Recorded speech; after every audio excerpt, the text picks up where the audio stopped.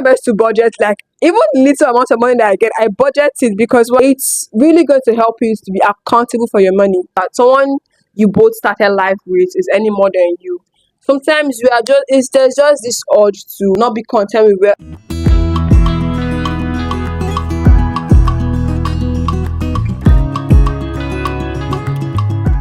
come to adulting series episode 1, and today we're talking about finance. Sharing with you guys the things that I'm currently learning when it comes to finance.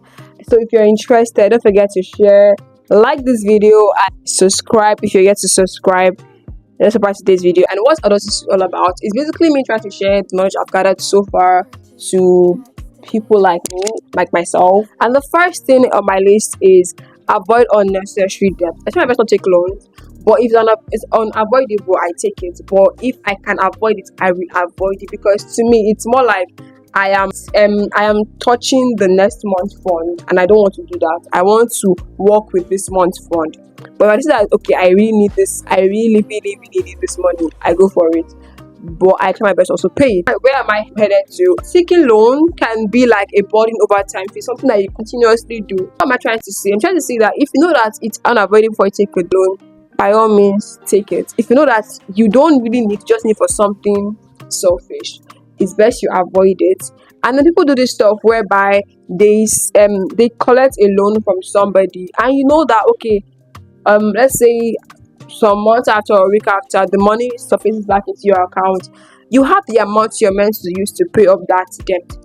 Or just pay off that loan immediately, that debt immediately. That way, you know you're free from this, from that, and that. That way, you know that you're not accumulating more time, because a lot of people, and once you start taking debts at a very young age, it becomes a habit. Trust me, I had to learn this from the elders. They told me that once you start taking debts, once you start taking loan at a very young age, it becomes a habit. And I thought they were just capping and all. Along the line, I had to actually understand what we're talking about. But now I am free, hallelujah, somebody. The next thing I have is seek contentment in God, not material possessions, and do not idolize money. When I say seek contentment in God, in the sense that you might not have the money right now, you might not have the funds that you're looking for at the moment, but when you know that God's gonna supply your every need, that should be enough for you. When we know that okay, I will not lack, I will not beg. If He's the best in the sky and all, how much more you? So when you have that knowledge in your head already, you know that you're not going to lack. God is going to provide your every need. So you seek your contentment in God and know that God is going to supply. And then when we seek contentment in God, we are free from the bondage of materialism. We are no longer tied down to, I've not gotten this today, or this and that. You know that everything you need at the right time, God will supply. For my folks out there, that let's say you have a friend or someone you both started life with is any more than you. Sometimes there's just this urge to want to not be content with our current situation, our current salary, or our current earning. But it's one thing when you know that okay, God is there for you. He's gonna supply your every need, and you just believe and have that faith that no matter what, God is always there for me. I'm gonna get to this place. I'm gonna get more than this. Okay. So do not be envious of the other person. Lack of contentment opens a whole road to diverse things that are not just healthy at all. And you don't want that. If you're in that situation whereby you know that someone around you is any more than you do, and you started life together, I will advise that you learn how to be contented with what you have. Work within your means. Try your best to work with what you currently have, and always tell yourself that God will supply my every need. God is able and is capable of supplying my every need. He will never let me down. He would not leave me to be stranded. He's always going to help me. So I seek my contentment in Christ Jesus. That way, you're not just envious of people. You're not bitter and all, because that can actually make you bitter. If the person is winning, you're also winning. You tell yourself that, and try your best to be always happy. To always be happy for people. Be happy in your current situation. Learn contentment. And then that leads to my next thing, and that is be generous to those in need. You might say, oh, I don't have a lot.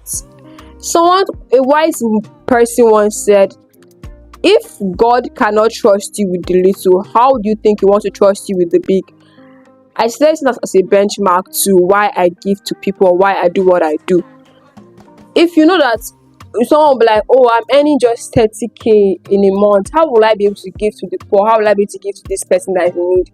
You can give a little, even a little as 1k, 2k is something to somebody in serious need. Trust me. You could look up NGOs that you want to assist. You can assist them.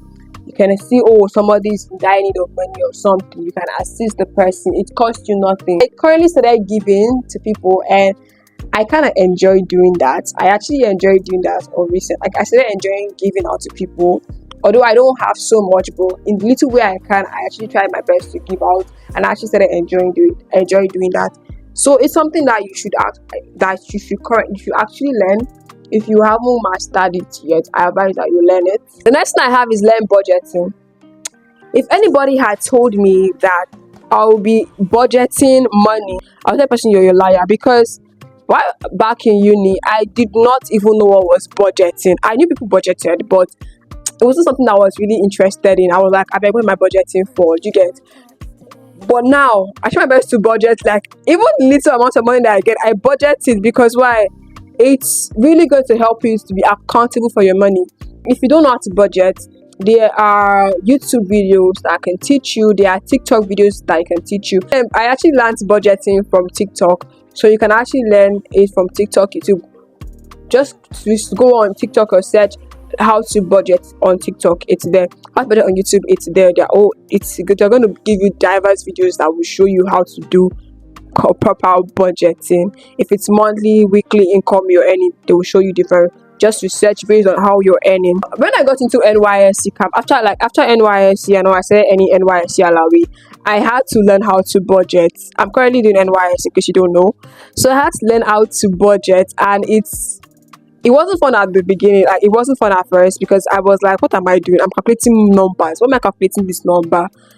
But when you get the hang of something, it becomes really, really interesting for you. Like, no month pass by that I do not budget. I actually budget my money nowadays, so that way I know, okay, I'm accountable for this. I know when this left my account. I know what led to this. Let's talk about budgeting a little. So I'm gonna read from my notes what I have jotted down about budgeting. So it says budgeting is simply a spending plan that takes into account estimated current and future income and expenses for a specified future time period. In other words, having a budget keeps your spending in check and makes sure that your savings are on track for the future. And there is the 50-30-20 rule when it comes to budgeting, and different people have different rules. I've heard the 60-40-30 rule.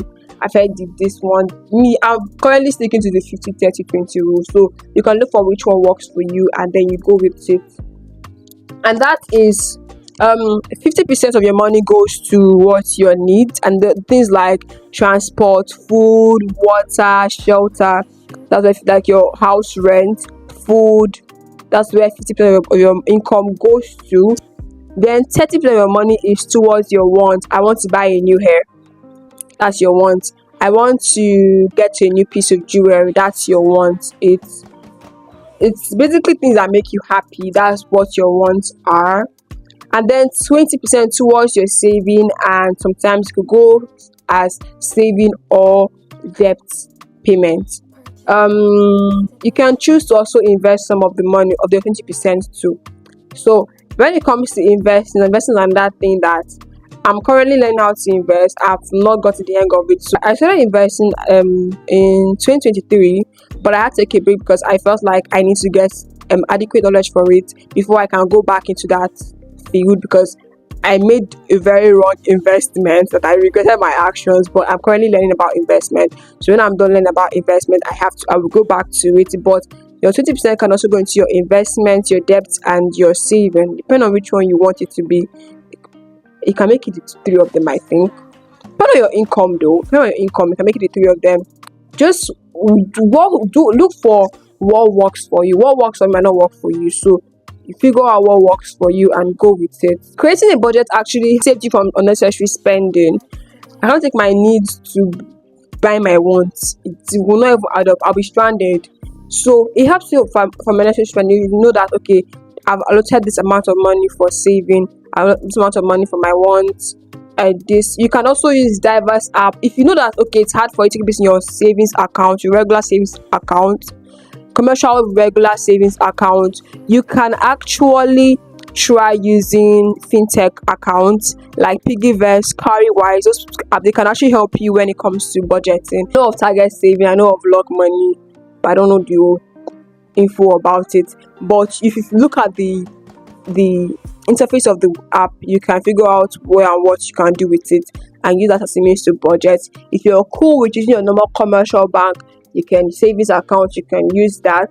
Well, I'm not gonna lie, currently, like I said, I'm still learning all this stuff, and it takes a strong amount of discipline to actually follow through with all that I've said. And it's something that at the long run, once you start getting the hang of it, you actually fall in love with the process. I'm currently falling in love with the process, I wanna lie. So that's all that I'm currently learning when it comes to my finance for now. Maybe if I learn other things, I'm gonna bring it out to you guys. I'm not going to get knowledge and not share to you guys later on. So if I get another knowledge about finance, I'm gonna let you guys know in another video, but not this one. But these are currently all that I've learned so far when it comes to finance in my adulthood, in my 20s.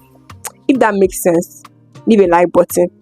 Anyways, don't forget to actually subscribe, like, and then comment what is one thing you're currently learning when it comes to finance in your 20s, in your adulthood. Let me know in the comment section down below. Don't forget, you're a holy nation, God's own people, and I'll see you guys in my next video, bro.